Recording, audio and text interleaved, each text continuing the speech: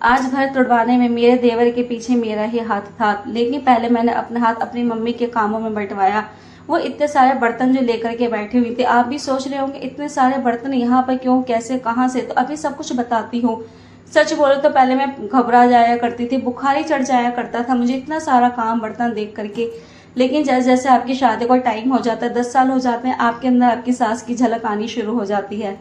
पूरी तरीके से उनकी तरह तो नहीं बन पाई हूँ, लेकिन हाँ कोशिश करती हूँ कि उनकी तरह एकदम परफेक्ट हो जाऊँ। मेरी सास हर काम में हमारा साथ देती है, कभी भी सारा काम अकेले नहीं करने देती है, बहुत अच्छी है वो।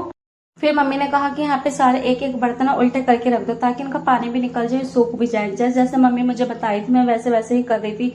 मैंने सारे बर्तन उल्टे कर करके रख दिए थे ताकि सूख जाए। फिर मैंने मम्मी को और डब्बे बर्तन दिए, मम्मी बैठ करके मांज रही थी। फिर बारी आती है घर तोड़वाने की। तो यहाँ पे हमने सबसे पहले किचन तोड़ी। किचन तोड़ने का काम मेरे देवर का था, लेकिन उनको पीछे से हथौड़ा मैं ही सप्लाई करवा रही थी।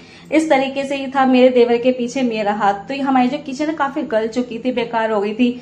अगर आप देखना चाहते हैं कि हमारी नई किचन कैसी बनी है तो प्लीज मुझे कमेंट करके जरूर बताना, मैं भी इसकी वीडियो जरूर डालूंगी। तो यहाँ पे जिशान भाई बोले अकेले क्या खड़ी हो, एक दो हथौड़े तुम भी बजा लो। और यहाँ पे ये बन चुके थे बाहुबली, अकेले ही लेकर के जा रहे थे किचन के पूरे बॉक्स। कुछ लकड़ियां बच्चे भी छत पर रख कर किया, लेकिन इन्होंने डिमांड करी कि खाली हम ऐसे काम नहीं करेंगे, हमें बाहर ले जाकर के गोलगप्पे भी खिलाने पड़ेंगे। हो गई थी मैं भी रेडी, लेकर आ गई मैं भी चाबी। और जैसे बस करा यहाँ पे दरवाजा बंद, मैंने कहा चलो बच्चों हो जाओ तैयार। सब बच्चों को अकेले लेके चल दी मैं बाजार। यहाँ पे बच्चे थे बहुत ज्यादा खुश, बेचारों ने मेहनत जो इतनी करी थी, सारी लकड़ी छत पे जो पहुंचाई थी। और बच्चों की डिमांड बढ़ती जा रही थी। पहले खाली गोलगप्पे कहे थे, अब गोलगप्पे से चाउमीन, चाउमीन से बर्गर, बर्गर से मोमोज हो गए थे। मैंने कहा चलो कोई बात नहीं, आज है 15 अगस्त, जो कहोगी वही खिला दूंगी। यहाँ पे मैंने सीट बेल्ट वगैरह लगाई। बच्चों ने इतना ज्यादा शोर मचाया और कहा एक दो देशभक्ति गीत भी चला दिए जाए तो मजा ही आ जाएगा। मैंने कहा चलो ठीक है। और जैसे ही मैंने चाबी गाड़ी में लगाई, उधर मम्मी की आवाज आई, बोली जा रही है तो मुझे भी बाजार लेके चल, मैं भी थोड़े बहुत सामान ले आऊंगी, कपड़े सब्जी जो भी उनको लेना है। मैंने कहा ठीक है मम्मी आ जाओ आप भी।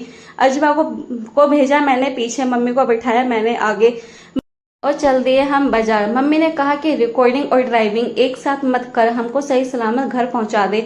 मैंने कहा ठीक है। तो यहाँ पे सब बच्चों ने खाए गोलगप्पे, इतने चटकारे ले लेकर के खा रहे थे कि गोलगप्पे वाले भैया को भी इन्होंने कर दिया था परेशान। तो यहाँ पे सब बच्चों को गोलगप्पे। और मजे की बात तो ये थी कि जब नजर हमारी अदीना की चप्पल ऊपर गई, ये लड़की क्या करके आई थी, दोनों चप्पल अलग अलग, वो भी इतनी छोटी और बड़ी। फिर आई हमारी बारी, मम्मी और मैंने भी खाए यहाँ पे गोलगप्पे। और फिर हम गए एक शोरूम के अंदर क्योंकि हमें लेने थे कुछ कपड़े। बस यही मेरा ब्लॉग खत्म करती हूँ। अगर ब्लॉगिंग मेरी अच्छी लगी हो प्लीज मेरे चैनल को लाइक शेयर सब्सक्राइब जरूर करें। फिर मिलती हूँ अगले ब्लॉग में। Bye bye.